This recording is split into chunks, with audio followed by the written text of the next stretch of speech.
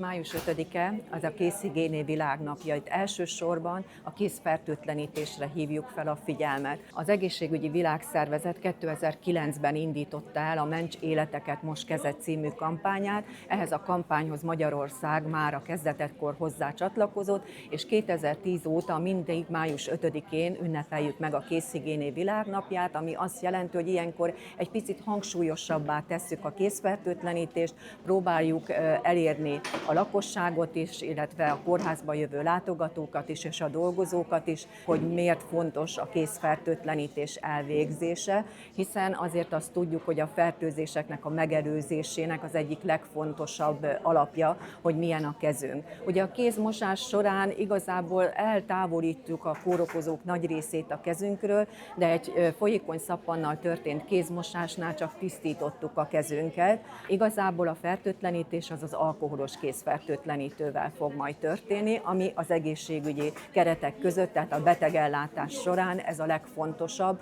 hogy ugye megakadályozzuk az egészségügyi ellátással összefüggő fertőzéseket. Tájékoztatással készültünk, van egy kis gépünk, ezt a Handinscat gépnek vagy Semmelweis szkennernek nevezik ezt a gépet. Itt el kell végezni egy kézfertőtlenítést, és ezzel a gépnek a segítségével elemezzük a kézfertőtlenítésnek a hatékonyságát, ami azt jelenti, hogy megmutatja a gép, hogy megfelelően volt-e a kézfertőtlenítés. Ha szép zöld mindenhol a kezünk, az azt jelenti, hogy érte a kézfertőtlenítő a kéz minden részlét. Ha hol piros marad, ott felhívja a figyelmet, hogy ott az kimaradt, tehát ott egy picikét jobban oda kell figyelni a kézfertőtlenítésre. Semmelweis Ignác nevéhez kötődik ugye a kézmosás, a kézfertőtlenítés, ugye ő általa indult el, ő fedezte fel azt, hogy a mikrobák ott vannak a kezünkön, és hogyha nem fertőtlenítjük a kezünket, akkor képesek vagyunk ugye fertőzést továbbvinni, képesek vagyunk akár a betegeket is megfertőzni. Ezért nagyon fontos, hogy Semmelweis országában a kézfertőtlenítésre